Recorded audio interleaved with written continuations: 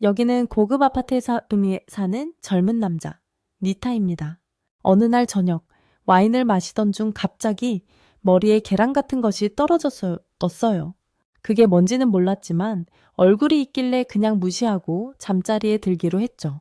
다음 날 아침, 니타는 아주 상쾌한 기분으로 하루를 시작했어요. 막 준비를 끝마쳤을 때, 그는 간밤에 그 물건이 아직도 거기에 있는 것을 봤어요.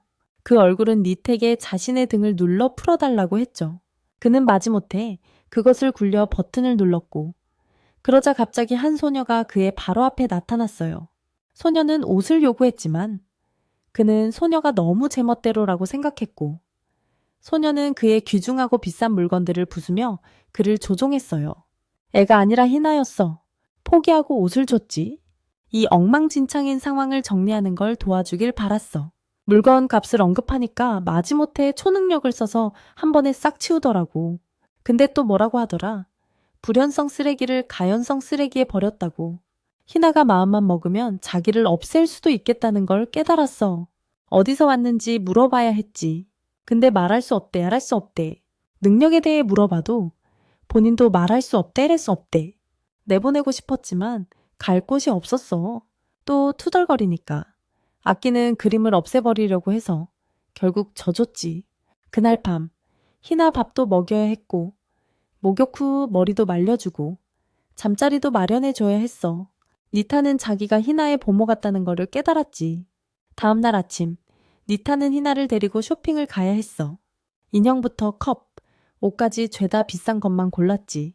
니타 돈으로 거의 100만 에너치를 샀고, 고급 초밥집에서 밥을 먹는데도 최소 100만 엔은 들었어. 집에 와서 TV 뉴스를 보는데 갑자기 희나가 학교에 가고 싶다고 했어. 말리려던 참에 또 협박을 하잖아. 그래서 학교에 보내주기로 약속했지만 규칙을 정해야 했지.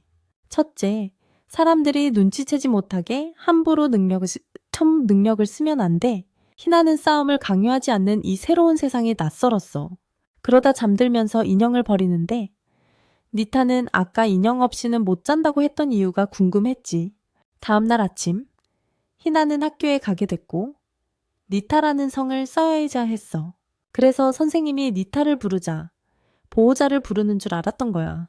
니타의 말을 기억하고 나서야 그녀는 깨달았어. 이때 니타는 보스 곁에 있었지. 보스는 구역 문제를 논의하다가 니타가 멍해 보이는 걸 알아챘어. 보스는 니타가 사업 때문에 걱정하는 줄 알았지만 사실 희나를 걱정하고 있었던 거야. 학교에서 희나는 1교시부터 전고까지 쭉 잤어. 반 친구가 희나를 깨워서 침을 닦아줬지. 저녁에 희나는 요가 연습을 하고 초능력으로 물을 가져오려다가 니타와의 약속을 기억했어. 그런데 니타가 집에 돌아와 보니 희나가 집 전체를 띄워놓은 거야. 힘을 쓰지 않으면 통제를 잃을까봐 그랬던 거고 그걸 그 사람한테 미리 말했어야 했어. 집이 엉망진창이 된 탓에 니타는 저녁을 만들 기분이 아니었어. 그는 명함을 보고 오늘 사장이 사내 호텔을 지을 인부들을 찾아오라고 했던 걸 기억해냈어. 건설회사와 계약자들이 계약을 맺을 수 없어서 싼값에 사람만 구해오라고 그에게 부탁한 거야. 그래서 그는 희나를 산에 데려가서 나무를 들어 올리는 능력을 쓰게 하기로 했어. 희나는 꽤 잘했고 심지어 나무들을 쌓아놓고 껍질까지 한 번에 벗겨냈지. 일을 마치고 떠나려던 그는 갑자기 사장이 총에 맞았다는 소식을 들었어. 사형을 만나러 돌아왔을 때 희나랑 놀고 있는 동안 사장에게 문제가 생겼다는 이유로 니타는 혼났어. 두목을 쏜 놈들 처리하는 임무를 니텍에 맡겼어. 니타는 어쩔 수 없이 총을 들고 나갔지. 거기에 도착했을 때 니타는 야쿠자 생활이 끝났다는 걸 알았어. 갑자기 희나가 따라왔고 안에 있는 사람들이 적이라는 걸 알았지.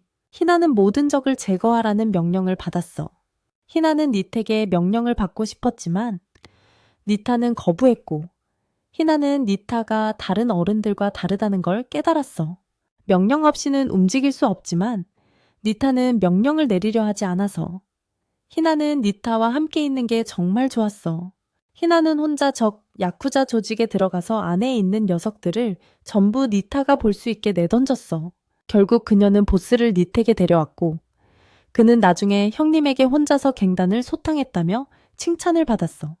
형님은 그를 갱단 내 최고 실력자로 여기기로 했지. 니타는 희나에게 보답하기로 했어. 그녀가 명란젓을 먹고 싶어 하자 그는 그녀를 데리고 나가 먹었지. 그는 그녀가 어디서 왔는지도 알고 싶어 하지 않았지만 같이 살면 일한 만큼 돈을 주겠다고 했어. 다음 날 아침을 먹으면서 니타는 음식에 대해 몇 가지 불평을 했어. 그는 그녀가 너무 비싼 음식을 많이 먹고 까다롭다고 생각했지. 그녀는 그의 칼을 휘어 위협했어.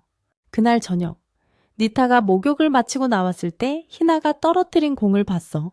그래서 그걸 주워서 살펴보려다가 그 쇠로 된 알 속에 갇혀버린 거야.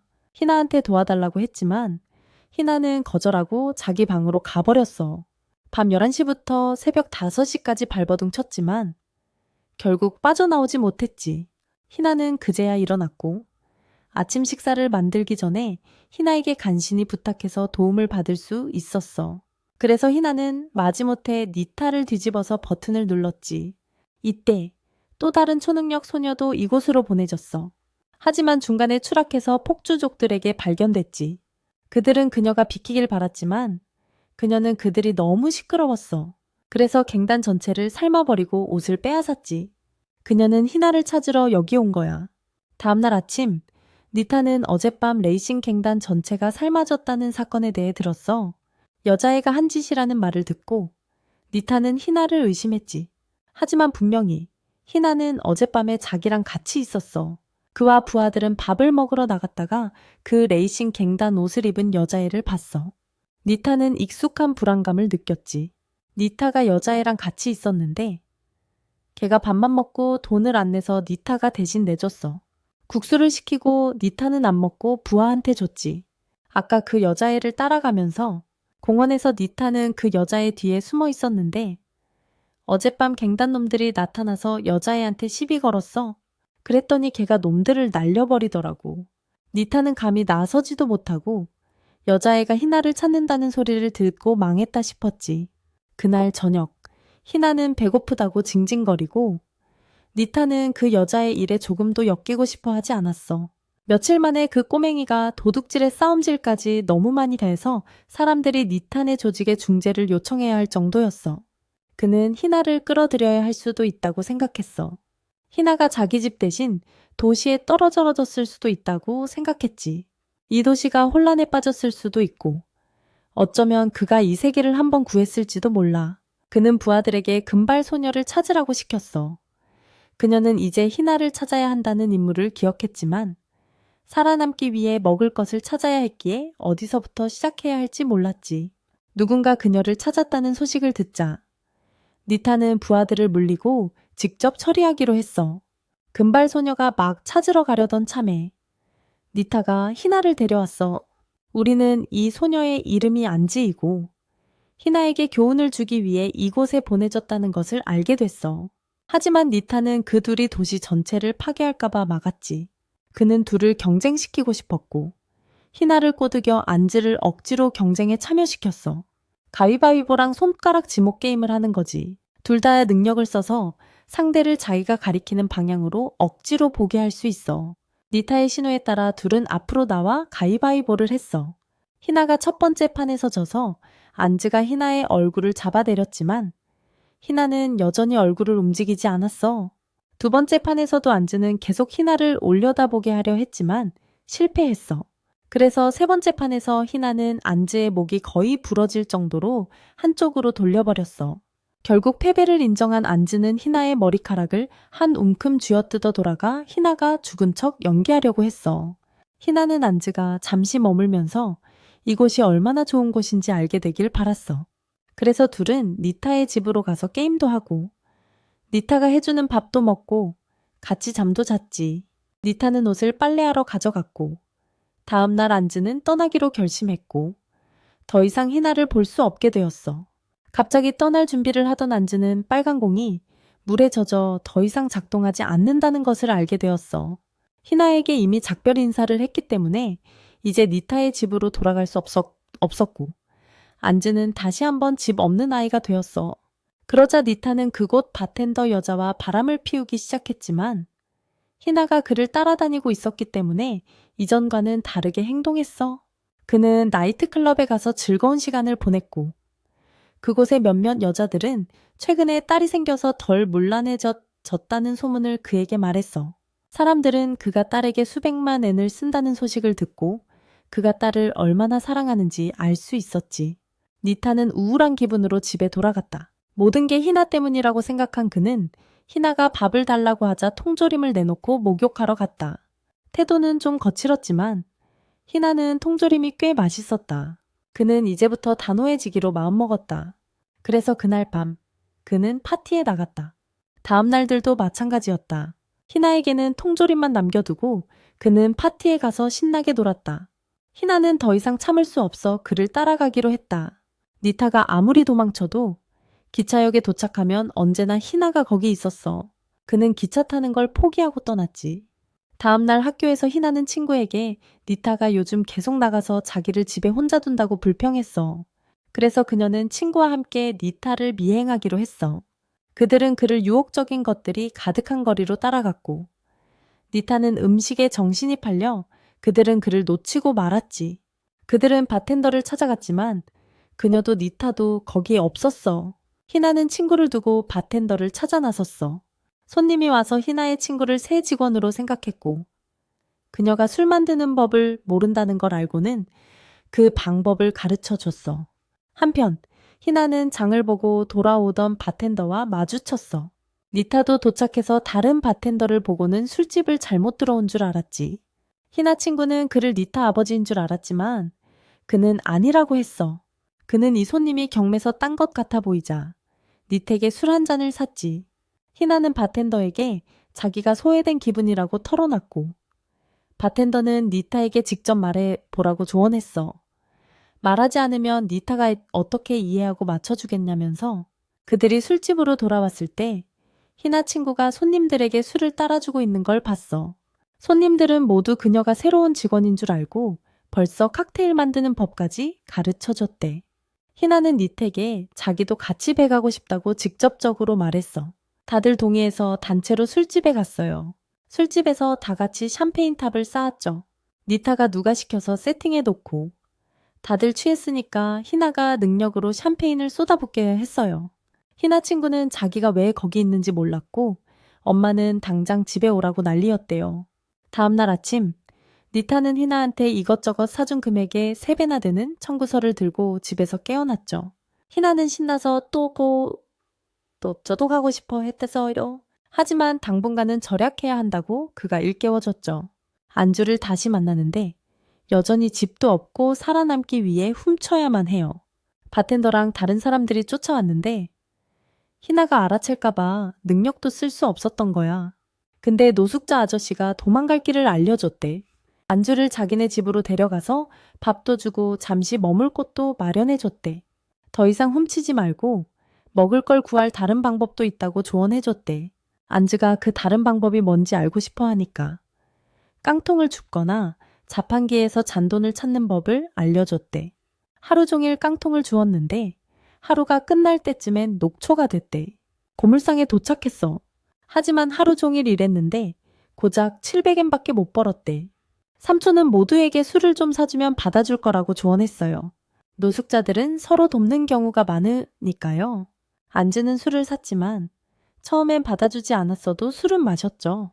사람들은 안즈에게 노래를 부르라고 했지만 안즈는 자기 술이라고 소리쳤어요. 삼촌은 아는 노래가 있으면 불러보라고 부드럽게 말했어요. 그래서 안즈는 아는 유일한 노래를 불렀죠. 잘 부르진 못했지만 노숙자들은 안즈가 손녀들을 생각나게 해서 받아들여 주었어요. 다음날 아침 쓰레기를 줍던 안즈는 우연히 또 니타를 만났어요. 여전히 여기서 제대로 살지도 못하는 걸 보고 돈을 좀 줘서 쓰라고 했대. 지가 알아서 돈 벌 수 있다면서 자존심 세게 그걸 내던졌대. 그러다가 집에 있는 사람들이 다 돈 때문에 힘들어하는 걸 알게 된 거지. 그래서 니타를 쫓아갔고 니타는 부하들 시켜서 차 세우고 무슨 일인가 보러 나왔대? 돈 달라는 건가 싶어서 그냥 줬대. 또 니타가 가자마자 앉는 바텐더랑 쫓아오던 사람들한테 잡혔고 갚고 싶다고 하니까 바텐더가 손에 배상액 계산해서 남은 돈은 안즈한테 돌려줬대. 그녀는 남은 돈이 얼마 없어서 슬픈 얼굴로 집으로 돌아갔어요. 하지만 아무도 그녀를 탓하지 않았어요. 돈이 있었다면 어차피 술이나 사 마셨을 테니까요. 자, 이제 희나의 친구 히토미를 다시 만나보죠. 낮에는 착실한 학생이지만 밤에는 바텐더로 일하고 있죠. 예전 바텐더였던 유타코가 그녀를 꼬드겨서 이 옷을 입게 만들었어요. 히토미는 그냥 한번 입어본 것 뿐이었죠. 하지만 유타코가 사진을 찍어서 학교에 보내겠다고 협박했어요. 하지만 히토미는 영리하게도 그냥 입어본 것 뿐이고 일하는 게 아니라는 걸 녹음해뒀죠. 그러다 화해하고 서로 증거를 없애기로 했대요. 근데 유타코 씨 컴퓨터에 사본이 있어서 히토미 씨는 어쩔 수 없이 거기서 일하게 된 거고 손님 한 분이 히토미 씨 실력이 유타코 씨보다 낫다고 생각했대요. 갑자기 히토미 씨 담임 선생님이랑 교감 선생님이 여기 오신 거예요. 선생님들이 왔다고 히토미 씨가 도와달라고 했는데 아무도 신경 안 썼대요. 억지로 그분들 시중을 들면서 혹시 알아볼까봐 가짜 표정을 지으려고 애썼대요. 선생님은 낯이 익다고 생각했지만 설마 그럴 리는 없겠죠. 어떻게 중학생이 바텐더를 할 수 있겠어요. 하지만 여전히 너무 닮아 보였어. 취한 교감이 다른 쪽에서 잡담을 하고 있었지. 그래서 선생님도 그에게 말을 걸었어. 하지만 자기 학생 중 하나가 일하게 되면 직장을 잃게 될 테니까. 그래서 선생님은 착각했을 거라고 생각했지. 선생님은 술을 한 잔 시켰는데 정말 맛있었어. 하지만 히토미는 손에 굳은 살이 없으니 프로일 리는 없겠지. 그녀가 어떻게 대처하는지 보려고 술을 한 잔 더 시켰어. 정말로 맛이 없으면 돈은 안 받겠다고 했죠. 건너편에 있던 세 사람은 히토미가 또 손님을 끌어모으는 걸 봤어요. 선생님은 교감을 집에 데려다주고 앞으로도 여기로 돌아올 것 같았죠. 히토미는 이제 은행 계좌도 있었고 잔액은 날마다 늘어갔어요. 그날 저녁, 희나는 니타가 안즈를 만났다는 얘기를 듣고 안즈를 데려와서 희나에게 노숙 생활을 체험하게 해볼까 생각했어요. 그날 밤, 희나는 길거리에서 강제로 구걸하는 꿈을 꿨어요. 그래서 다음날 아침 마음을 고쳐먹었죠. 자기 몫의 대부분을 니택에 주고 출근하는 그에게 작별 인사까지 했어요. 니타가 돌아왔을 때 기뻐하도록 청소를 하기로 마음먹었죠. 청소기를 꺼내 쓰려는데 너무 멀리 나가 코드가 빠져버렸어요. 빗자루로 찬장을 청소하다가 니타가 아끼는 꽃병을 깨뜨렸어요. 바닥에 물이 쏟아졌죠. 수건을 널어 말리자 바람에 날아가 버렸어요. 냉장고에서 캐비아를 발견하고 먹어버렸죠. 이때 니타는 집에 있는 희나에게 무슨 일이 있는지 몰라서 사장에게 털어놓았어요. 사장은 희나가 성장하고 있다며 보상을 해주라고 조언했죠. 이미 뭘 사놨는데 그녀에게 줄 기회가 없었던 거야. 그래서 다 망쳐질까봐 걱정했던 거지. 그날 저녁, 희나는 설거지를 하다가 갑자기 배가 아파서 접시를 전부 깨뜨렸어. 니타는 막 장을 봐서 돌아왔다가 엉망이 된 집을 보게 된 거고 그는 당장 결심했어. 이제부터 희나를 더 이상 돌보지 않겠다고. 그러고 나서 희나는 짐을 싸서 니타에게 쫓겨났어. 희나는 사과하려고 했지만 사과해서 무슨 소용이 있겠어. 희나는 이제 겨우 먹고 살 돈밖에 없었어. 밥을 먹으러 갔다가 하루 만에 돈이 다 떨어졌어. 희나는 다시 안즈를 만났고 안즈는 희나를 집으로 데려가 임시로 머물게 했어. 희나는 컵라면 하나만 먹고 안즈와 함께 잠이 들었어. 희나가 안즈의 잠을 방해했기 때문에 침낭에 꽁꽁 싸매졌지. 다음날 아침 안즈는 일찍 일어나 돈을 벌러 갔어. 돌아와 보니 희나가 컵라면을 훔쳐 먹었더라. 한편 히토미는 희나를 찾으러 니타의 집에 갔었어. 하지만 니타는 희나가 가족과 함께 떠났다고 말했지. 나중에 히토미는 유타코를 다시 만났고 노숙자들에게 자선 물품을 나눠주는 일을 돕게 되었어요. 희나와 안즈가 도움을 청하러 왔는데 유타코는 희나가 왜 거기에 있는지 이해하지 못했죠. 나중에 그녀는 다른 사람들과 함께 니타에게 물어봤는데 희나를 돌보는데 돈이 너무 많이 들고 이득도 없다고 하더군요. 그래서 그녀는 아이를 키울 때는 이득을 따져서는 안 된다고 말했어요. 그는 희나가 하늘에서 떨어진 이야기를 그들에게 해줄 수 없었죠. 그들은 모두 그가 희나의 아빠라는 사실을 부정한다고 생각해서 그를 내쫓기로 결심했어요. 게다가 니타가 떠날 때 유타코는 심지어 애군을 쫓는다며 소금을 뿌렸어요. 집에 돌아온 니타는 점점 더 외로움을 느꼈어요.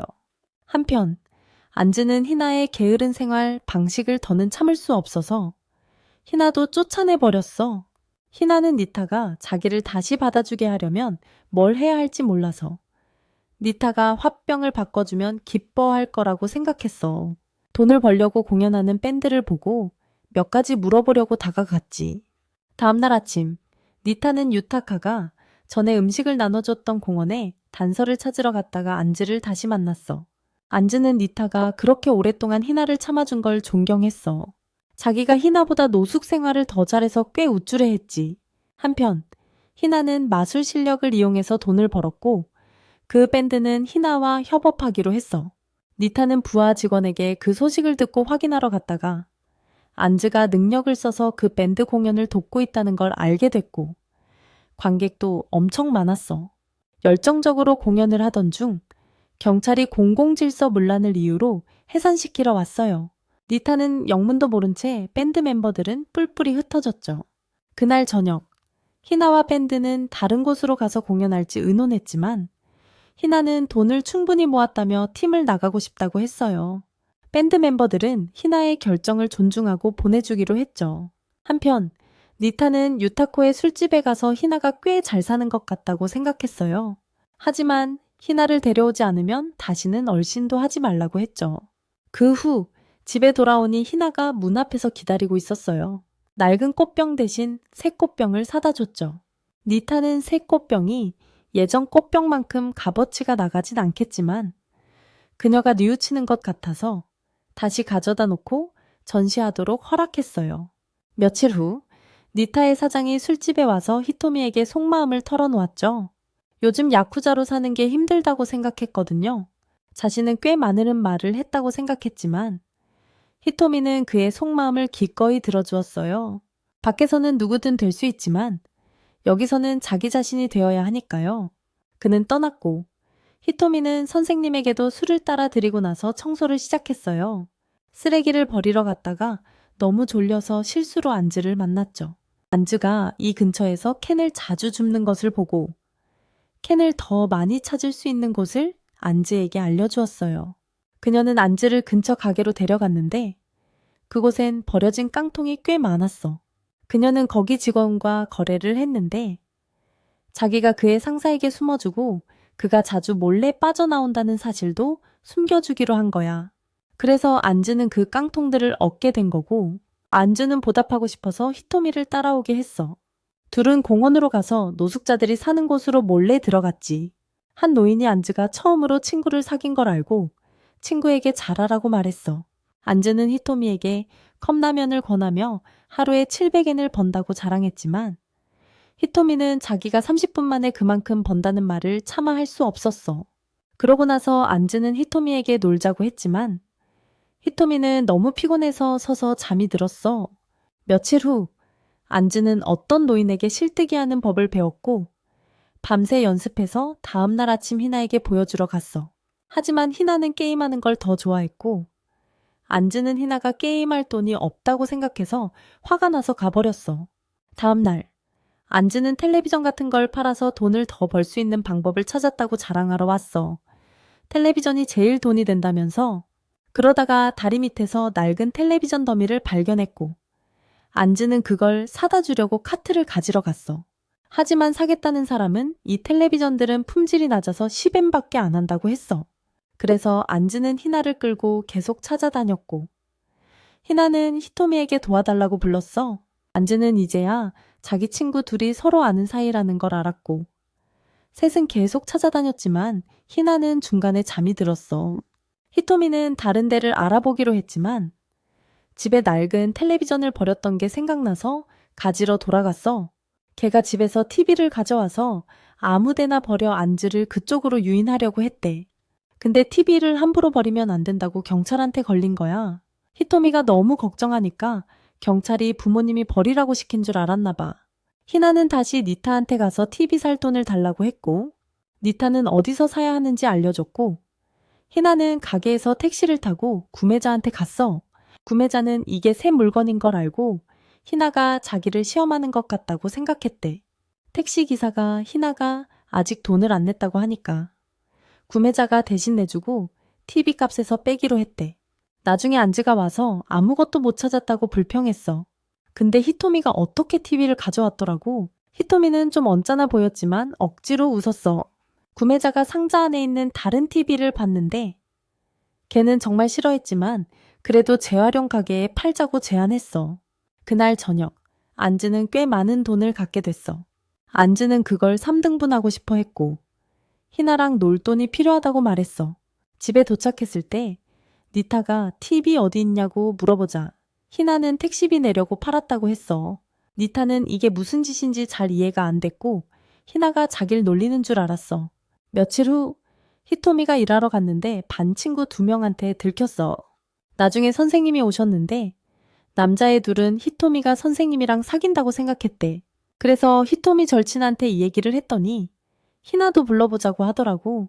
근데 희나한테는 별 기대 안 했대. 이 친구가 히토미한테 직접 물어보기로 한 거야. 히토미한테 퇴폐업소에서 봤다는 얘기를 하니까. 당황하면서 그냥 과외 받으러 간 거라고 하더라. 친구가 과외 선생님 이름까지 댔더니 그 사람이 맞다고 했대. 그래서 친구는 히토미가 거짓말하는 걸 알게 된 거지. 화장실 간다고 핑계대고 가서 웃다가 다시 돌아와서는 방금 말한 선생님은 존재하지도 않는다고 폭로했어. 점심시간에 유타코베에 대해 물어보니까 히토미가 우유를 뿜었대. 근데 그 친구는 그냥 히토미를 당황하게 만들려고 놀린 것뿐이었어. 남자애 둘은 여자애를 믿을 수 없다는 걸 깨닫고 자기들끼리 조사하기로 했고 희나는 여전히 아무것도 몰랐지. 두 친구는 히토미랑 선생님이 학교에 같이 있는 시간을 찾고 싶어 했어. 수업 중에 선생님이 히토미에게 잠깐 교무실로 오라고 했어. 남자애 둘은 따라가서 들이닥치려고 했는데 히토미가 갓 인쇄된 서류 뭉치를 들고 있는 것만 봤지. 결국 남자애 둘은 히토미와 함께 서류를 옮기면서 혹시 숨기는 거 없냐고 물어봤어. 히토미는 깜짝 놀라면서 자기가 하는 일은 나쁜 일이 전혀 아니라고 했어. 남자애 둘은 완전히 오해하고 돌아가서 선생님한테 화를 냈어. 그 후 두 남자애는 여자의 친구와 희나를 만나 술집 근처에서 잠복했어. 히토미가 들어가는 걸 발견했고 잠시 후 미타도 들어갔지. 그래서 다 같이 히토미가 타락했다고 생각하고 우르르 몰려갔는데 거기서 본 건 바텐더로 일하는 히토미였어. 히토미는 다른 사람인 척했지만 아무도 쉽게 속지 않았지. 여자의 친구가 히토미에게 정말 괜찮은지 물었고 히토미는 낚여서 자백했어. 결국 바텐더라는 걸 실토하게 만들었고 히토미가 놀림받고 있다는 게 뻔히 보여서 다들 아무 말도 못했지. 나중에 선생님이 와서는 다들 학교에 있는 히토미를 착각한 줄 알았지만 정말 닮았거든. 며칠 후 미타가 퇴근해서 집에 와보니 희나가 그의 어머니와 통화하고 있었어. 그래서 급히 달려가서 어머니께 자초지종을 설명해야 했죠. 그 후 니타는 희나를 데리고 어머니 댁에 가서 인사를 시켜야 했어요. 돌아가신 아버지께 인사를 드리면서 니타는 희나에게 뭐라고 말해야 할지 일러줬죠. 어머니와 누나를 만나자 희나는 부모님에 대한 질문을 받았어요. 아버지에 대해서만 연습하고 어머니에 대해서는 안 했기 때문에 니타는 희나를 밖으로 내보내고 자신이 대답했죠. 그는 어머니와 누나에게 희나의 가족이 몰살당했고 자기가 희나를 돌봐줘야 한다고 말했어요. 그는 희나에 대한 슬픈 이야기를 지어내서 어머니와 누나의 동정을 샀죠. 희나가 돌아오자 어머니와 누나는 니타에게 요리를 시켰어요. 누나가 요리하면 3분 인스턴트 라면밖에 안 되니까요. 니타가 요리하는 동안 그들은 희나에게 니타와 사는 것에 대해 물었어. 희나는 재밌다고 인정했지만 학교에 대해선 주로 잠만 자고 점심만 먹는다고 했지. 니타는 희나를 학교에 보내는 게 정말 돈 낭비라고 생각했어. 희나가 숙제를 꺼냈는데 니타의 성을 써놔서 니타가 뛰쳐나가 해명해야 했지. 저녁 식사 때 그들은 희나에게 니타랑 주로 뭘 하는지 물었고 술집에 간다고 하자 니타는 희나가 좋아해서 데려갔을 뿐이라고 부인해야 했어. 그러자 가족들은 희나에게 남은 여름 불꽃놀이를 하게 해줬어. 희나가 폭죽으로 개미를 쫓자. 니타의 누나는 모든 생명은 가치가 있고 그렇게 대하면 안 된다고 말했지. 하지만 그 말을 하자마자 개미에게 술을 붓는 걸 보고 니타는 누나가 미쳤다고 생각했어. 니타는 예전에 희나를 쫓아냈던 일을 털어놓았는데 이혼 때문에 딸을 내쫓은 걸로 오해받아 어머니가 의심하게 됐대요. 그래서 거짓말을 해야 했는데 희나가 거짓말에 대해 질문받는 걸 보고 이야기를 바꿔서 희나가 자기 딸이고 최근에 알게 됐다고 말했대요. 니타가 진지해 보였는지 어머니와 여동생은 그걸 받아들였고 니타와 희나를 데리고 아버지의 재단에 가서 새로운 가족 구성원을 소개했대요. 니타는 희나를 잘 돌보겠다고 약속했고 세 가족은 모두 엉뚱한 짓들을 하기 시작했대요. 며칠 후 유타코와 몇몇 사람들은 정부가 공원에 있는 노숙자들의 집을 모두 철거하기로 결정했기 때문에 노숙자들을 보호하기 위해 시위를 벌였대요. 안주는 무슨 일이 일어나는지 몰라서 한 노인이 그녀에게 상황을 설명해 줘야 했대요. 유타코는 안즈를 돌봐줄 사람들을 이미 마련해 놨대요. 그날 저녁, 그들은 마지막 식사를 함께 하기로 했고 안즈는 모두와 헤어지기 싫어서 집을 지키겠다고 완강하게 주장했대요. 하지만 모두가 안즈의 생각에 반대했고 어린 소녀는 슬퍼 보였습니다. 하지만 안즈가 떠나도록 모질게 대해야 했고 자신들이 너무 무능력한 탓이라고 자책했습니다. 다음 날 아침, 안즈와 모두는 짐을 쌌습니다. 안즈는 유타코와 함께 가고 그들은 다른 곳에서 살기로 했습니다. 유타코는 안즈를 식당을 운영하는 부부에게 데려갔습니다. 그들이 안즈를 입양할 것이고 이제 더 이상 생존을 크게 걱정할 필요가 없었습니다. 저녁 식사 중에 안즈는 자신만 이런 호사를 누리고 다른 사람들은 생존을 위해 발버둥 쳐야 한다는 생각에 울었습니다. 부부는 안즈에게 더 이상 그런 걱정은 하지 말라고 조언했습니다. 안즈가 아직 받아들이지 못한다는 걸 알고 시간이 해결해 줄 거라고 생각했던 거야.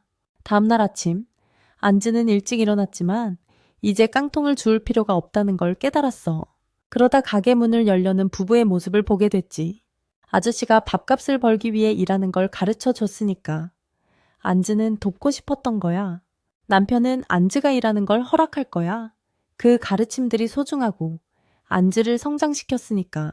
그녀가 배운 것들이 항상 사람들을 곁에 머물게 하는 무언가가 될 거라고 믿고 두 사람은 앞으로도 그녀에게 더 많은 것들을 가르쳐 줄 거야. 그들의 가르침은 영원히 그녀의 마음속에 남을 거야. 그리고 그녀의 모습은 언제나 그들의 마음속에 있을 거고 그래서 외로워할 걱정은 안 해도 됐죠. 그 후 안즈는 거기서 새 일을 시작했어요. 부부는 그녀에게 유니폼을 주고 첫 번째 가르침을 줬죠. 손님은 항상 옳다. 그리고 어르신들께 대답할 때는 공손하고 예의 바르게 해야 한다. 그녀는 아내가 일하는 모습을 보면서 배워야 했죠. 남편은 그녀에게 메뉴를 외우라고 조언했어요. 그리고 안즈는 메뉴에 있는 비싼 갈비 요리를 보고 깜짝 놀랐는데 그 돈이면 국수 8그릇을 살 수 있었거든요. 나중에 니타와 부하들이 밥을 먹으러 왔어. 니타는 안즈가 거기서 일하는 게 신기했던 거지. 안즈가 이 집에 입양됐다는 걸 알게 됐고 남편은 안즈한테 아는 사람이면 편하게 대접하라고 했어. 그래서 안즈는 더 이상 니타를 신처럼 대하지 않았지. 니타는 비싼 갈비를 시켰는데 돈이 정말 많은 것 같아서 안즈는 깜짝 놀랐어. 밥을 다 먹고 나서 안즈는 계산하는 법을 배웠어. 그렇게 많은 돈을 보니까 얼얼어붙은 거야. 그러자 두르러자 안즈는 젓가락을 씻었어요. 하지만 남편은 버리라고 했죠. 삼촌이 쓸만한 물건을 재활용하라고 가르쳐준 교훈을 상기시키면서요. 그날 밤 아내는 안즈에게 뜨거운 물로 목욕하는 법을 가르쳐줘야 했어요. 그리고 안즈는 이곳에서는 자유롭게 불을 켜고 자기 방을 가질 수 있다는 걸 깨달았죠. 부부도 안즈가 편안하게 느끼는 것 같아서 기뻤어요. 수업 시간에 잠들어서 선생님께 혼난 희나를 다시 만나보죠. 히토미의 손은 무의식적으로 악마를 그렸어요. 희나는 학교가 너무 지루하다고 니타에게 투덜거렸어. 니타는 희나가 학교를 그만두게 할 수 없었지. 그래서 학교를 더 재미있게 만들 방법을 생각해보라고 했어. 그러고 나서 반 아이들은 누가 학생회에 들어갈지 의논했어. 학생회에 들어가면 학교의 보스가 되는 건데도 아무도 하고 싶어 하지 않았지. 그날 밤, 희나는 보스에 대한 영화를 보면서 학생회에 들어가는 게 재미있을지도 모른다고 생각했어. 그래서 다음 날, 희나는 학생회장 후보로 나섰고 아무도 참여할 의사가 없었기 때문에 선생님은 희나를 들여보내줘야 했어. 그러고 나서 희나는 친구들에게 학생회에 들어간 이유를 말해줘줬어. 그리고 히토미는 희나가 오해하게끔 헛소리를 한 친구를 탓했어. 희나는 선생님에게 전교생 앞에서 할 연설문을 써오라는 지시를 받았지. 희나는 교실로 돌아가 제대로 된 연설문 대신 요구사항을 적었어. 다음 날, 니택의 학생회에 들어갔다고 말하자 니타는 아직 잠이 덜 깬 줄 알았어. 그래서 세수를 하러 갔지. 나와서 다시 그 말을 다 듣고는 얼른 커피나 한 잔 해야겠다고 생각했어. 하지만 희나는 농담이 아니었고 연설문을 보여주자 니타는 학교가 너무 많이 변했다고 생각했지. 하지만 희나에게 학교를 더 재미있게 만들라고 말한 건 니타였기에. 그는 연설문을 들고 보스에게 가야 했고 보스는 니타에게 희나를 진지하게 도우라고 했어. 그래서 셋 다 단체 변호사에게 연락했고 보스는 이 문제를 매우 심각하게 받아들였대. 연설날 희나는 학생회장 자리에 자천했고 변호사가 써준 말만 계속했대. 근데 읽어야 할 부분과 그렇지 않은 부분을 구별 못해서 전부 다 읽어버리는 바람에 분위기가 좀 이상해졌대. 결과가 나왔는데 비서로 배정받았대. 그날 밤 니택에 불평하면서 학생회에 들어가는 걸 포기하고 대신 니타랑 저녁을 먹었대. 며칠 후 친구가 히토미에게 희나가 학생회 회의에 전혀 참석하지 않았다고 알려줘서 히토미가 대신 가야 했대. 학생회 일을 완벽하게 해내서. 나중에 희나의 예비 비서로 히토미를 뽑았대. 하기 싫었지만 어쩔 수 없이 들어가야 했대. 그 후로 니타는 계속 유타코에게 데이트 신청을 했지만 번번이 거절당했어. 집에 돌아온 유타코는 희나에게 하소연했고 희나는 그의 말을 들어주기로 했지. 유타코는 어린애한테 조언을 구하는 자신이 얼마나 한심한지 몰랐어. 희나는 히토미와 상의했고 히토미는 엄마가 있는 기분이 어떤 건지 알고 싶어 했어. 그래서 히토미는 유타코에게 니타를 칭찬해 주기로 한 거야. 그러고 나서 가게에 갔는데 희나는 유타코에게 니타와 데이트해야 한다고 직접 말했어. 유타코는 니타가 너무 겁쟁이라 희나를 보내 압력을 넣는다고 생각했지. 하지만 히토미는 유타코가 꼭 가게에 있을 필요는 없으니 한 번만 가보는 게 좋다고 생각했어. 기분이 좀 상했지만 둘 다 귀찮게 하는 걸 멈추게 하려고 니타와 함께 가기로 했어. 그러고 나서 희나는 니타에게 데이트에 대해 말했지. 요즘 애들은 정말 끔찍하다고 그는 생각했어. 그는 희나가 결국 자신의 비밀병기가 될지도 모른다고 생각했지. 그러고 나서 그는 희나를 안고 빙빙 돌렸어. 그 바람에 희나는 다리를 벽에 부딪혀 병원에 가야 했지. 희나 때문에 데이트에 갈 수 없었지만 희나는 그에게 최선을 다해서 엄마를 데려오라고 했어. 니타는 희나를 실망시킬 수 없어서 데이트를 하러 떠났어. 데이트는 순조로운 듯 했지만 결국 니타는 차였다. 풀이 죽어 집으로 돌아왔다. 유타코가 니타를 거절한 이유가 니타가 희나 생각만 하는 걸 봐서 둘 사이에 끼어들 수 없다고 생각했기 때문이라는 걸 히토미가 엿들었다. 니타처럼 이혼한 싱글 아빠와 엮이고 싶지 않았던 거다. 니타는 돌아와서 희나에게 엄마라며 인형을 가져다 준다. 희나는 어이없는 상황에 말을 잇지 못한다. 며칠 후 다른 세계에서 온 사람이 이 도시에 왔는데 희나가 있는데도 여전히 평화로운 것을 보게 된다. 그녀는 음식을 먹어보려 갔다가 우연히 안주를 만난다. 안주는 그녀가 제의 대책팀의 리더인 K라는 걸 알아봤어. 안주가 살아있는 걸 보고 K는 안주를 밖으로 데리고 나가서 일을 해결하려고 했지. 안주는 K가 자기를 처리하러 온 줄 알고 K가 무슨 행동을 할지 각오하고 있었어. 하지만 K는 안주가 임무 중에 희생된 걸로 분류됐기 때문에 신경 쓰지 않았어. 돌아오지 않아도 괜찮았던 거지. K는 안주에게 보고서를 주면서 거기에 적힌 희나의 행동을 확인하고 기록해달라고 부탁했어. 희나가 통제력을 잃으면 도시 전체를 파괴할 수도 있으니까. 분명히 전에 그런 일이 있었던 것 같아. 그래서 K는 두려웠고 죽고 싶지 않았던 거야. 그래서 대신 안주에게 시킨 거죠. 희나가 지금 어떻게 지내는지 물어보니 인간이 입양했다고 하더군요.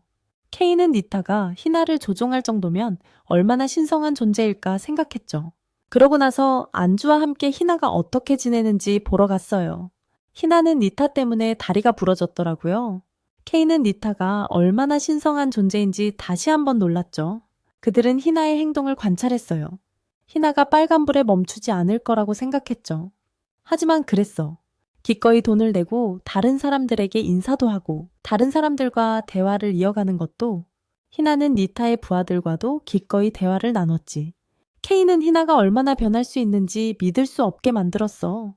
그녀는 1차 테스트로 바꿔서 희나가 동물에 관심이 있는지 없는지 보기로 했어. 흔치 않은 일이었지.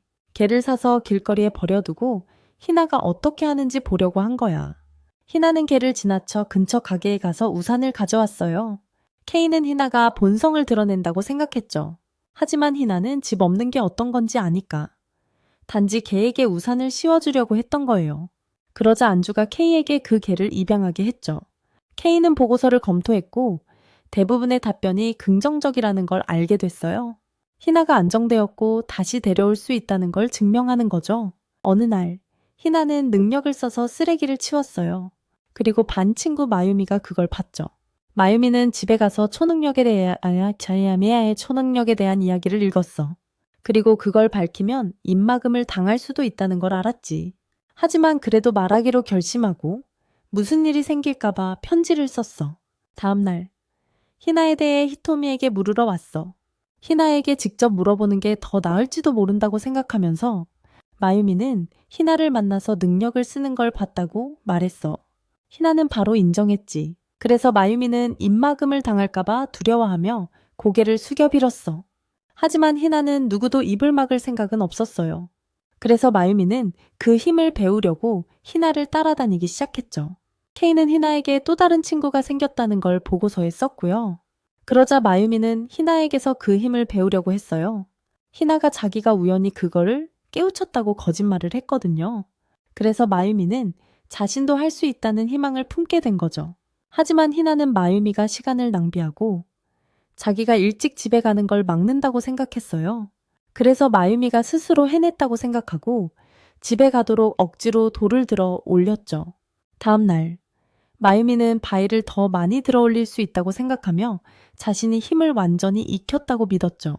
희나는 비밀로 해야 하니 자신이 없을 땐 힘을 쓰지 말라고 했어요. 그날 밤 마유미는 힘을 다 배웠으니 더 이상 희나 말을 들을 필요가 없다고 생각하고 자랑하기로 마음먹었죠. 다음 날 희나가 자는 동안 마유미는 힘 강습회를 열고 반 아이들 전체에게 보여주려고 했어요. 손을 휘저었지만 아무 일도 일어나지 않자 마유미는 창피함을 감추려고 머리에 뒤집었을 바지를 찾고 싶어졌죠. 그리고 그 후 이틀 동안 아무도 마유미를 보지 못했어요. 희나의 다리가 나았고 케이가 데리러 오자 밥을 먹으러 가기로 했어요. 희나는 싫어했고 케이는 희나가 통제력을 잃을까봐 두려워했어요. 하지만 명령이었기에 희나는 거역하면 입을 막힐까봐 마지못해 따랐습니다. 케이 씨가 사흘 뒤에 데리러 온다고 했어요. 아직 강아지 입양할 사람을 찾아야 해서요. 그래서 니텍에 어떻게 말해야 할지 몰라 계속 망설였죠. 니타를 졸졸 따라다녔는데 적극적으로 물어보니까 책상에 머리를 찍고 있더래요. 아픈 줄 알고 데리고 검진을 받았는데 아무 이상이 없었대요. 그래서 직접 말하길 원하니까. 희나가 날아올라 등을 돌리고 곧 돌아가야 한다고 쉽게 말할 수 있게 해줬죠. 니타는 안으로 들어가 셔츠를 입고 마지막 식사를 하러 데리고 나갔어요. 작별 인사를 하려고요. 소화에 안 좋아서 명란젓을 많이 먹으면 안 되지만 마지막 식사니까 그냥 넘겼죠. 만나는 장소로 가는 길에 니타는 자기가 늘 패만 끼쳤다고 했지만 니타가 없으면 그가 꽤 외로울 거고 모두에게 설명하기도 귀찮을 거라고 했죠. 희나는 그가 괜찮을 거라고 믿고 떠났어요. 그는 집에 돌아와 니타가 정말로 다 컸다는 걸 알고 함께 살았던 시절을 떠올렸죠. 하지만 희나는 나중에 이곳에 왔을 때 자신을 감쌌던 구체에 대해 질문을 받았고 니타가 그 안에 갇혔었기 때문에 그가 화가 나서 던져버려서 사라졌다는 걸 알게 됐어요. 그것 없이는 돌아갈 수 없기에. 그녀는 니타에게 기쁜 마음으로 달려갔죠. 이제부터 함께 살 거니까요. 하지만 돌아와 보니 니타는 다시 혼자 살 수 있게 된 것을 축하하고 있었어요. 그는 설명하려 했지만 이제 와서 뭘 더 설명하겠어요? 캔은 결국 누군가에게 구체를 가져오라고 부탁하기로 했고 그녀가 부탁한 사람은 마오라는 이름이었죠. 마오는 무인도 같은 곳에 떨어졌는데 야자수가 떨어져서 버튼을 누르는 바람에 구체도 바다로 날아가 버렸어. 또 하나 돌아오지 못하게 됐네. 마오는 열흘 동안 구체를 찾아다녔지만 찾을 수 없어서 완전히 잃어버린 걸 알았지. 그러고 나서 물고기를 잡아먹고 야자수 2개에 뭘 올려서 머리카락처럼 만들어서 안주랑 희나라고 생각했어. 그 야자수 2개랑 며칠 동안 같이 살다가 임시 옷도 만들어 입었어. 그러고 나서 숲으로 달려가서 임시 텐트를 지었지. 그렇게 상상 속의 친구 2명과 며칠을 살다가 몇 달이 흘러었어. 마오는 더 이상 이런 생활을 견딜 수 없었어. 그녀는 더 이상 코코넛 2개를 친구로 여기지 않고 둘 다 버린 다음 뗏목을 만들어 항해를 시작했어요. 캄보디아나 베트남 옆 나라쯤으로 흘러갔죠. 여기서 다시 니타가 등장합니다. 그와 부하들은 막 출소한 새로운 보스를 데리러 가기로 했어요. 이 보스는 아주 무서웠죠. 니타가 예전에 담배에 불을 붙이는 걸 깜빡했을 때 재떨이로 머리를 맞았거든요. 니타는 보스가 2명이니까 이 보스를 보스2라고 부르겠습니다. 니타는 부하들에게 보스2에게 예의를 갖추라고 말했어요. 보스2가 듣기로 희나가 두목 냄새가 난다고 해서 큰 두목이 혼수 상태에 빠졌대. 보스2는 니타가 자기를 큰 두목으로 만들어주길 바랐어. 하지만 니타는 이미 보스은을 돕기로 했지. 보스은이 똑똑하고 조직원 모두에게 인정받으니까. 보스은은 지는 걸 싫어해서 재떨이를 집어들고 니타를 협박했어. 하지만 니타는 고개를 숙이며 조직 전체가 혼란에 빠지는 걸 두고 볼 수 없다고 말했지. 그래서 보스2는 당분간 참기로 했어. 그러다 큰 두목이 깨어났다는 소식을 듣고 니타가 찾아왔어. 큰 두목은 희나를 정말 좋아하는 것 같았어. 후계자를 찾는다는 얘기에 니타를 새 큰 두목으로 삼겠다고 농담처럼 말했지. 부하들은 이 소식을 두 보스에게 전했지만 니타가 신중하게 선택하길 원해서 부하들은 두 보스에게 어떻게 설명해야 할지 몰랐습니다. 보스와는 니타가 희나를 이용해서 보스를 설득해 자리를 포기하게 하려 한다고 말했고 보스2는 격분했습니다. 두 사람은 니타를 콘크리트 상자에 가두고 바다에 던지려 했습니다. 그는 해명하려 했지만 아무도 듣지 않았습니다. 부하들에게 설명해달라고 부탁했지만 그들은 그저 굳은 채 아무 말도 하지 않았습니다. 보스가 직접 와서 니타는 보스 자리를 탐내는 것이 아니라 조직을 생각했을 뿐이라고 설명했고 그들은 니타를 오해했다는 것을 깨달았습니다. 그래서 그들은 사과의 의미로 그를 승진시키기로 했습니다. 그는 이 상황을 어떻게 처리해야 할지 몰라 우울했지만 다른 사람들은 모두 박수만 치고 있었습니다. 희나가 유타코에게 니타가 꽤 풀이 죽어 있다고 알리자 승진 파티를 열어주기로 했대. 그래서 파티 여는 법을 알아봤나 봐. 모두에게 조언을 구하기로 했대. 사진을 주라는 사람도 있고 꽃을 주라는 사람도 있고 술을 주라는 사람도 있고 좋아하는 음식을 주라는 사람도 있고 깜짝 파티로 하라는 사람도 있었대. 안주는 이 식당으로 니타를 데려오라고 조언했지만 바로 거절했대. 곰곰이 생각한 후에 희나는 모든 의견을 합치기로 했대.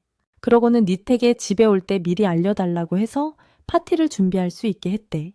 그러고는 사진을 집어들고 집 청소를 시작했대. 술은 안 파니까 술 빼고 필요한 물건들을 사러 나가요. 그래서 집에 돌아와서 빈 병에 물을 채워 가짜 술을 만들고 소금을 뿌리고 초를 꽂아 가짜 케이크를 만들고 음식으로는 명란젓을 올려요. 니타는 가끔 깜짝 파티를 하는 것도 괜찮다고 생각해서 집에 오자마자 희나에게 1시간 줄 테니 준비하라고 해요. 집에 들어가 보니 묵주, 소금, 최, 영정사진, 관처럼 보이는 상자까지 제사상 같은 파티 모습에 깜짝 놀라요. 방금 사온 멜론이 제사상 세트를 완성하네요. 희나는 깜짝 놀래켜 주려고 상자에서 나오는데 뭔가 어긋나요. 그래도 니타는 희나의 마음 씀씀이에 고마워해요. 어느 날 히토미가 퇴근하고 집에 돌아오니 엄마가 기다리고 있어요. 어머니가 어디 갔다 왔냐고 물어보시네. 히토미는 친구 집에서 잤다고 했지만 어머니는 안 믿으시고 바텐더 일하는 걸 말씀하시네. 어머니는 그것도 안 믿고 몸 파는 줄 아셔. 히토미가 유타코에게 이 일로 불평하자 유타코는 예전에 자기가 그랬던 것처럼 집에서 뛰쳐나오라고 하네. 다른 점은 히토미는 이제 혼자 살 돈이 있다는 거지. 원래 유타코는 히토미가 돈을 벌기 위해 계속 여기서 일하길 바랐어. 니타는 유타코처럼 돈밖에 모르는 여자를 사랑한 걸 조금 후회해. 그러고 나서 유타코는 히토미를 모든 게 갖춰진 고급 아파트로 데려가. 가격이 좀 세지만 니타 씨가 협상해줘서 히토미 씨는 반만 내면 돼요. 그래도 너무 비싼데 유타코 씨가 억지로 히토미 씨한테 계약하게 해요. 니타 씨는 유타코 씨가 야쿠자보다 더 심하다고 생각해요. 그러고 나서 히토미 씨는 금전적인 문제에 직면하게 돼요. 손님이 히토미 씨한테 새로운 일을 소개해주고 싶어 하는데 고층 건물 유리창 청소 일이에요. 히토미 씨는 좀 무서워서 빨리 해치우려고 해요. 그러자 다른 사람들이 와서 점점 더 많아진 일을 줘요. 히토미 씨는 여기저기 일을 하러 다녀야 해서 자유시간이 거의 없어요. 회사에서 일하는 동안 다른 직원들은 히토미가 어린 얼굴로 상사들을 유혹해서 승진했다는 둥 험담을 해댔다. 학교에서 히토미는 꽉 찬 스케줄 때문에 공부하거나 쉴 시간이 없다는 걸 알게 된다. 수업 시간에 잠이 들자 친구들이 히토미를 보러 온다. 히토미는 친구들에게 무슨 일이 있는지 말할 수만 없다.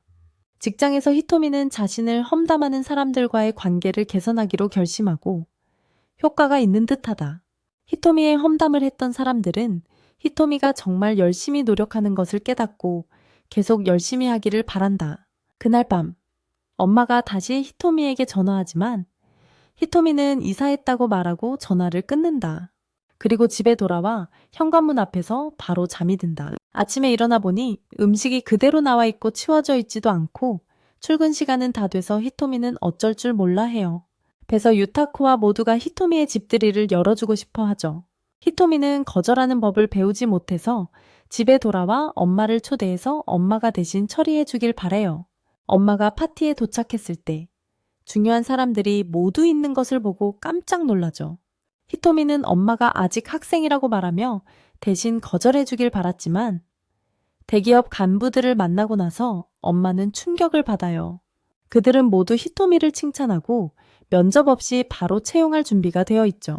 히토미는 여전히 엄마를 믿지만 엄마는 히토미가 일하는 것을 허락해요. 엄마와 딸은 결국 이야기를 나누게 되고 엄마는 더 이상 히토미가 일하는 것을 막고 싶어 하지 않아요. 히토미 자신의 소원인 것 같으니까요. 유타코는 이걸 좋은 소식으로 여기고 기뻐하며 히토미를 제 축하 파티에 초대하러 달려간다. 히토미는 이제 자신이 뭘 위해 열심히 노력하는 건지도 모르게 된다. 우리는 안주를 다시 만난다. 안주는 여기서 일하고 첫 월급을 받았다. 안주의 이모와 삼촌은 안주가 원하는 건 뭐든지 사라고 한다. 처음으로 큰 돈을 갖게 된 안주는 히토미에게 자랑하러 간다. 히토미는 안주를 기쁘게 해주려고 놀란 척한다. 그러고는 안주를 볼링장이나 노래방 같은 재미있는 곳에 데려간다. 근데 안주는 하나도 마음에 안 들어 해요. 그래서 둘이 같이 쇼핑을 가죠. 안주는 사람들이 선물 포장하는 걸 보고 이모, 삼촌 선물을 사기로 해요. 요즘 두 분 다 어깨가 아프다고 해서 안마기를 사요. 근데 안주 돈이 부족한 거예요. 히토미가 보태주겠다고 하죠. 근데 니타 부하 직원이 와서 선물은 자기 돈으로 사야 의미가 있다고 말해요. 그래서 안주랑 히토미를 데리고 경마장에 가서 돈을 걸게 하죠. 히토미는 이런 거 질색이야. 근데 안주는 쉽게 설득당해서 합류하고 꼴등할 것 같은 말에 돈을 걸어. 그런데 그 말이 경주에서 결국 우승하는 거야. 그래서 안주는 큰 돈을 벌게 돼. 다리가 부러진 말도 있고 뒤에 앉은 사람들이 저건 분명 도살장으로 끌려갈 거라고 말해. 안주는 이제 다른 도박꾼들과 똑같아졌어. 이기고 나니 더 먹고 싶어진 거지. 그래서 계속 걸다가 결국 크게 잃고 남은 돈을 수십 배로 불려야겠다고 결심해. 꼴찌로 출발한 말에 돈을 걸지. 능력을 써서 억지로라도 빨리 달리게 하려고. 하지만 다리가 부러져서 도살당할까봐 걱정하는 거야. 결국 이모, 삼촌이랑 말 중에 하나를 선택해야 하는 상황이 된 거지. 차마 말이 도살당하는 건 볼 수 없었던 거고 안주는 완전히 빈털터리가 됐어. 히토미는 물질적인 가치보다 선물에 담긴 의미에 집중하라고 조언했지. 그래서 그날 저녁 안주는 이모와 삼촌에게 무료 마사지 티켓을 드렸어. 삼촌은 바로 사용했고 누가 어깨를 주물러 준 게 정말 오랜만이라고 느꼈고 이모는 간직하고 싶어 했어. 얼마 전 한 신문사에서 현대 야쿠자에 대한 인터뷰를 기획했어. 그리고 니타는 혼자서 갱단을 쓸어버리고 전설이 되었기 때문에 인터뷰 대상으로 선정됐지. 선정된 기자는 세타라는 사람이었고 그는 이를 위해 목숨을 걸기로 하고 인터뷰에 가기 전에 유서를 썼어.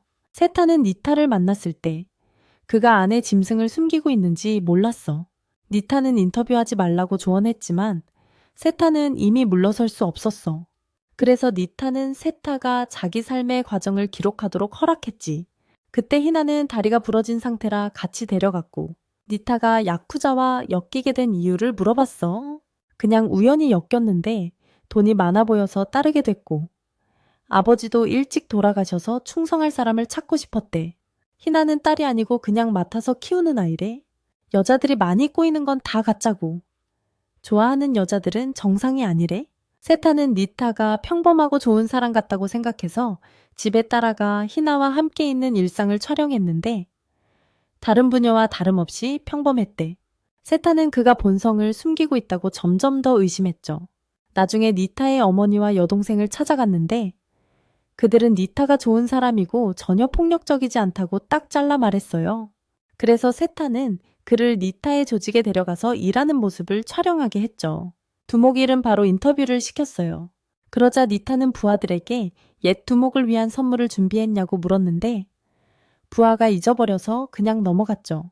세타는 그가 실수를 한 부하를 때리길 바랐지만 그는 그 멍청이를 때리는 것보다 혼내는 게 더 나쁘다고 생각했죠.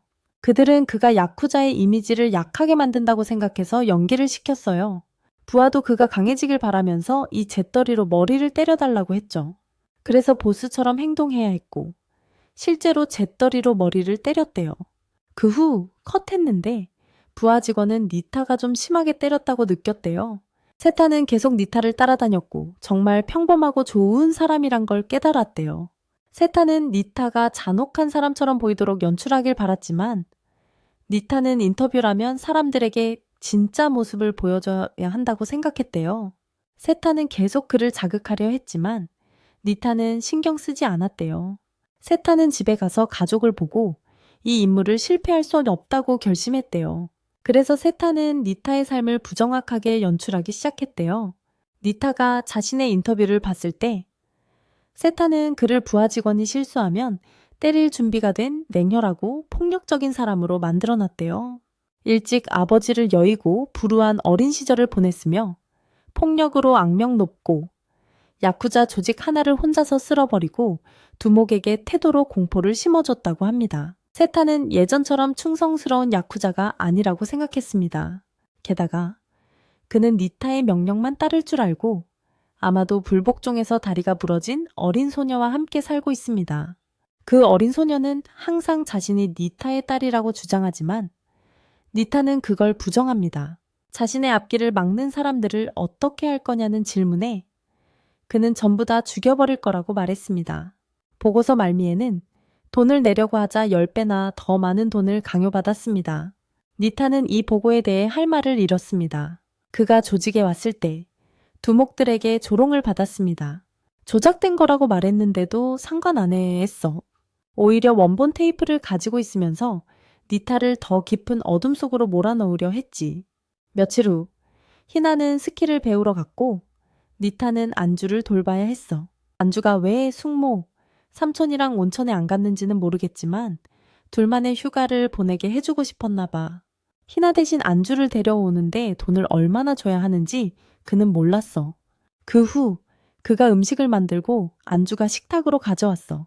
밥을 먹고 나서는 설거지까지 자진해서 하는 걸 보니 안주를 돌보는 게 생각보다 쉽다고 느꼈어. 그는 안주에게 창문 닦는 법을 가르쳐줬고 안주는 그의 채소 써는 속도에 감탄했어. 그 후 안주는 모든 면에서 그를 도왔고 그는 안주처럼 살가운 아이를 둔 이모와 삼촌이 질투가 났다. 하지만 그는 안주가 처음 왔을 때 굉장히 난폭했다는 것을 기억했다. 안주를 변화시킨 건 생활 환경이었고 그는 안주가 본성을 되찾도록 희나처럼 살게 하기로 결심했다. 니타는 안주를 데리고 놀러 나갔다. 그는 안주가 예전 모습으로 돌아가 이모와 삼촌이 아이 키우는 게 얼마나 힘든지 알게 되기를 진심으로 바랐다. 그는 안주를 수족관에 데려가서 덜 상냥하게 대하려고 노력했다. 하지만 안주는 개의치 않고 그저 행복하게 웃었다. 볼링장에 갔을 때도 안주는 매우 즐거워했다.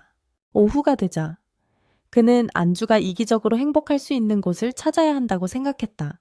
하지만 안주는 니타와 함께 즐거워하는 걸 더 좋아했다. 그는 안주를 끌어내려 지옥으로 데려가려던 자신이 틀렸다는 걸 깨달았다. 이제는 자신이 안주에게 이끌려 천국으로 올라가고 있었다. 그는 안주와 함께 놀면서 이것이 진짜 아버지의 삶이라는 것을 이해했다. 다음 날 안주는 고모와 삼촌이 돌아와서 집으로 갔다. 그는 너무 즐기느라 현실이 곧 돌아온다는 것을 잊고 있었다는 걸 깨달았다. 갑자기 선생님에게서 전화가 와 희나가 스키를 타다가 산에서 길을 잃었다는 소식을 전했다. 희나와 히토미는 친구 2명과 함께 살아남기 위해 눈을 모아 은신처를 만들어야 했다. 희나는 그저 먹을 것도 없이 길을 잃었다는 사실에 마음이 안 좋았다. 안주는 셋 다 에너지 소비를 줄여야 한다고 말했다. 희나는 만약 구조되지 못하면 어떻게 되냐고 물었고 대답은 당연히 죽음이었다. 그러더니 갑자기 화장실에 갔다. 새 친구는 한참을 기다려도 희나가 돌아오지 않자 걱정했다. 하지만 그 얘기를 꺼내자마자 희나가 돌아왔다. 희나는 빛을 발견했다고 말했고 셋은 모두 뛰어나가 봤지만 아무것도 찾지 못했다. 희나는 그들을 버려두지 않기로 했고 그래서 자신이 능력이 있다는 걸 숨기려 했어. 다들 희나가 너무 배고파서 환각을 보는 줄 알고 희나는 밖으로 나갔지. 3명이 희나를 쫓아갔다가 희나가 나는 걸 봤는데도 여전히 착각하는 줄 알았지만 희나가 히토미도 날게 해주자 모두 믿게 됐어. 하지만 이젠 희나가 너무 배고파서 능력을 쓸 수 없게 됐어. 다음날 아침에 깨어났는데도 여전히 능력을 쓸 수 없었지. 그래서 히토미는 희나를 2 친구가 있는 곳으로 데려가 눈을 감았어.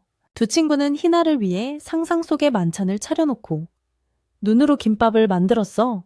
희나는 이게 눈이라는 걸 너무나 잘 알고 있었고 아무것도 바꿀 수 없다는 것도 알았지.